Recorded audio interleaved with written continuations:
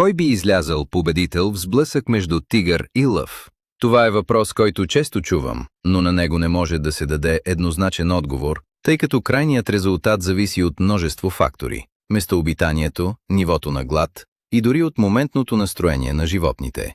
Например, мъжките лъвове притежават значително по-голям опит в реалните битки с други лъвове, придобит в рамките на тяхната социална структура. Ако лъвът олицетворява опита и интелекта, то тигърът е самото въплъщение на суровата, необуздана физическа сила. Поради техния самотен начин на живот, който рязко контрастира с този на лъвовете, както и поради тяхната изразена агресивност и териториално поведение, тигрите са развили редица смъртоносни качества. Именно тези адаптации ги превръщат не само в най-опасните, но и в най-силно развитите в физическо отношение диви котки на планетата. Тялото на тигъра представлява съвършенна машина от мощни мускули, с особено развит раменен пояс и предни лапи, които са дори по-силни от тези на лъва. Само с един единствен удар, тигърът е способен да повали на земята бивол с тегло от половин тон. Освен това, тигрите разполагат с невероятно мощни разгъващи мускули на гърба, които им позволяват да изпълняват експлозивни скокове и дори да се изправят уверени на задните си лапи.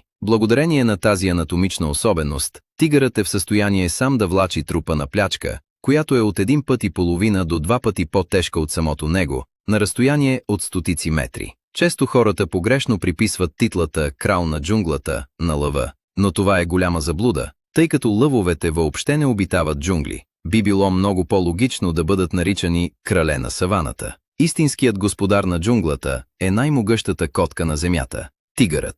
Тяхната територия обхваща именно онези гъсти тропически гори, обрасли с висока трева и дървета. Сред всички тези вертикални елементи на средата, раираната козина на тигъра служи за идеален камуфлаж. Въпреки че на пръв поглед яркият оранжев цвят изглежда забележим, за голяма част от неговите жертви, като например елените или глиганите, това е изключително ефективна маскировка. Причината се крие в дихроматичното зрение на тези животни, поради което те не успяват да разграничат оранжевите нюанси. В техните очи тигърът изглежда като зелено същество с черни ивици, което се слива перфектно с растителността. Но не само това го отличава от останалите хищници. В рамките на това видео ще се потопим по-дълбоко в анатомията на тези величествени животни, за да разкрием всички биологични тайни на най-опасната дива котка на Земята. Не е случайно, че тигрите често се сравняват с лъвовете. Това сравнение е напълно логично, тъй като те са двете най-големи котки в природата. И двете са силни, величествени и смъртоносно опасни. Те дори принадлежат към един и същ род – пантери, но сходствата всъщност свършват до тук. Макар тигрите да са роднини на лъвовете, генетически те са много по-близки до снежните барсове. В действителност, между тигъра и лъва съществуват много повече фундаментални разлики, отколкото прилики. Така, например, тигрите изобщо не ловуват в глутници. Те не са социални животни. Те категорично предпочитат самостоятелния лов, използвайки стратегия на засада, за разлика от начина на ловуване при лъвовете. При лъвиците, между другото, организацията на лова е доста интересна. Тигрите ценят самотата, докато лъвовете, напротив, са силно социални същества. В мрежата могат да се открият видеа от резервати, където лъвове живеят в близост до тигри, и ясно се забелязва, че тигрите държат изключително много на личното си пространство. Проблемът е, че лъвовете също се опитват да налагат свои граници, което на тигрите не винаги допада. Като цяло, тези страховити раирани копки се засичат помежду си само в периода на размножаване. Интересен факт е, че при тях не съществува конкретен размножителен сезон. Те се чифтосват по всяко време на годината. Освен това, периодът на бременност при тях е по-кратък от човешкия. Трае между 4 и 5 месеца, след което се ражда малко коте, което въобще не е толкова дребно, тъй като тежи около 1 килограм. Тук отново наблюдаваме съществена разлика между видовете. Докато при лъвовете съществува сложна социална динамика и първи се хранят възрастните, следвани от женските и едва накрая малките, при тигрите е точно обратното. Малките могат спокойно да се хранят първи.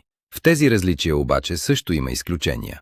Тигрите приличат на лъвовете в това, че понякога също могат да убиват малки на други мъжки, водени от същите биологични подбуди. Но те го правят значително по-рядко от кралете на саваната. Същевременно, за разлика от лъвовете, тигрите не прогонват потомството си. а напротив, дори им оказват подкрепа. Когато малките тигърчета достигнат пубертетна възраст, те често се установяват в близост до барлогата на родителите си, недалеч от тях. Едва когато станат напълно зрели и укрепнали, те се отправят по-далеч в търсене на собствена територия. Може да се каже, че сепарацията на тигрите от техните родители е много по-плавна, отколкото при лъвовете. Разбира се, териториите не винаги са свободни, особено предвид факта, че владенията на тигрите са просто колосални. Те често достигат над 200 квадратни километра. Логично е, че не са редки случаите, в които им се налага да се сражават за тази територия с други мъжки екземпляри. При женските териториите са много по-малки, често 2 или дори 3 пъти по-компактни от тези на мъжките. Огромните владения са своего рода фетиш за мъжката част от тигрите. Те маркират територията си по стандартен за котките начин, чрез урина, изпражнения и секрети от аналните жлези. Любопитен детайл е, че урината на тигъра притежава специфичен, силно изразен аромат, наподобяващ пуканки с масло. Това се дължи на уникални химически съединения, съдържащи се в урината, които тигрите използват, за да оставят следи в района си. Освен това, това е специфичен начин за пренос на информация, тъй като чрез миризмата на урината тигрите могат да определят пола, възрастта и дори репродуктивния статус един на друг. Така че, ако се разхождате някъде из Сибир и изведнъж усетите мирис на пуканки с масло, вероятно трябва да бъдете изключително предпазливи, защото наблизо наскоро е преминал тигър. Между другото, относно сибирските тигри. По-рано се смяташе, че съществуват около 8 подвида тигри, но по-късно учените установиха, че те са едва 2 – континентален азиатски и суматрански. В наши дни изследователите са разбрали, че почти липсват сериозни доказателства за разделянето на тигрите на 7 или 8 подвида. Затова, когато чуете за сибирски или амурски тигър, знайте, че това е един и същи континентален азиатски тигър.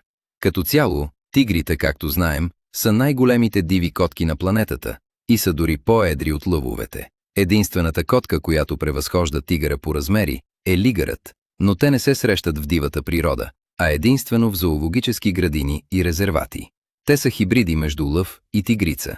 Що се отнася до тигрите, най-големият подвид е континенталният азиатски, който може да достигне дължина от почти 4 метра заедно с опашката. При тях мъжките обикновено са значително по-едри от женските.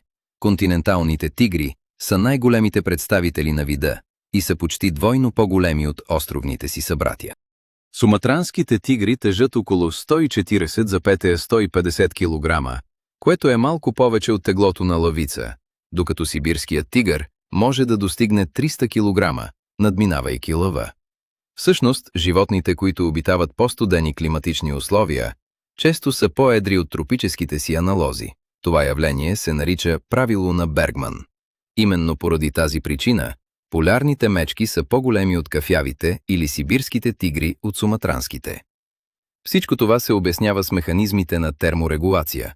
По-големите размери помагат за по-продължителното съхранение на телесната топлина. Между другото, изненадващо е, че ако видите бял тигър, това съвсем не означава, че той е северно животно.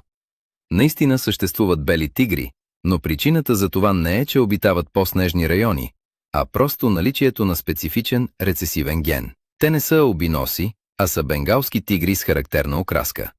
Рядко срещани, но изключително красиви създания. В миналото тигрите са населявали почти цяла Азия, от Тихоокеанското крайбрежие чак до Черно море. Днес обаче, те са изчезнали от 90% от своята историческа територия. Най-тревожното е, че само през последните 2 десетилетия ареалът им се е свил почти двойно, по-точно с 41%. Сега те могат да бъдат видени само в малки, изолирани райони. Макар че истината е, че това не е първият случай, в който тигрите са на ръба на изчезването, и не винаги причината е била човешката дейност. Имало е дори епизод, в който почти са били погубени от вулканично изригване. За щастие, малка група е оцеляла и е успяла отново да разсели континента. Но е логично, че при такова събитие, генетичното разнообразие в рамките на вида е спаднало значително. Макар че тигрите се хранят основно с копитни животни като елени, честно казано, на тях не им е от особено значение каква ще е плячката им. Ядат това, което успеят да уловят, защото алтернативата Гладът изобщо не влиза в плановете им. Нещо повече, когато са особено гладни, те са способни да нападнат дори лениви мечки, а понякога и по-дребни крокодили, като често излизат победители в тези схватки. Това не е изненадващо. Тигрите не само са най-физически силните котки на земята, но имат и най-дългите кучешки зъби сред дивите котки, достигащи до 9 см. Обикновенно убиват плячката си много бързо, като захапват врата, за да я задушат, или директно прекършват прешлените й. Често тигрите повалят плячка с тегло до 500 кг, а понякога дори почти тон, каквито са водните биволи. В съчетание с тяхната издръжливост, която превъзхожда тази на лъвовете, те се превръщат в сериозна заплаха дори за човека. Всъщност, тигрите са значително по-агресивни от лъвовете, тъй като са самотници и не търпят чуждо присъствие на своята територия. Ето защо най-лошото, което може да ви се случи, е да се окажете в ловните полета на гладен сибирски тигър. Да, случаите на тигри-човекоядци не са изолирани. Сред котките именно тигрите най-често нападат хора.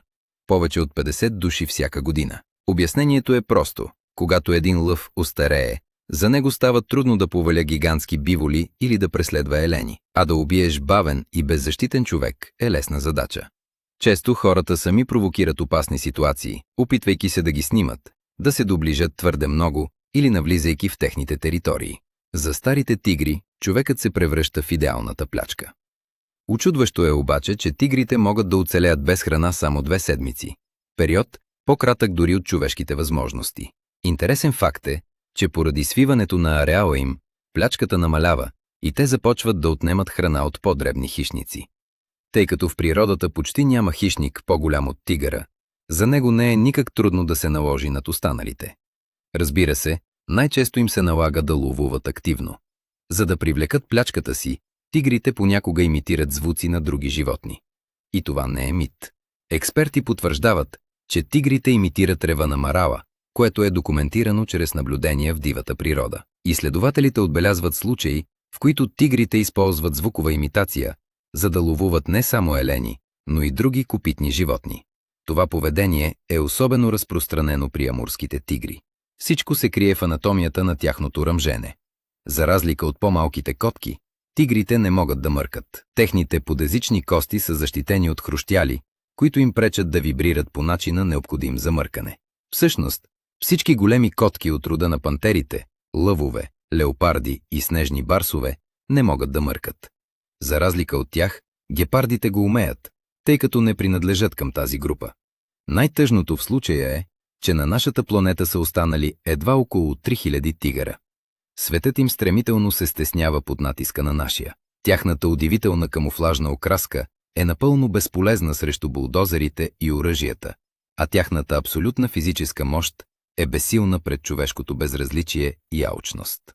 Често казвам, че ние, човечеството, стоим на прага на вечната тишина. Тишина, в която вече няма да се чува величественото ръмжене, няма да проблясват оранжевите линии в високата трева, няма да останат дори самите джунгли, а логично, няма да го има и техният крал. Изчезването на тигъра не е просто загуба на един вид, а загуба на цяла легенда. Това е заличаването на жив символ на силата, свободата и дивата красота. И за съжаление, това означава окончателната загуба на най-голямата и физически най-силна котка на планетата ни.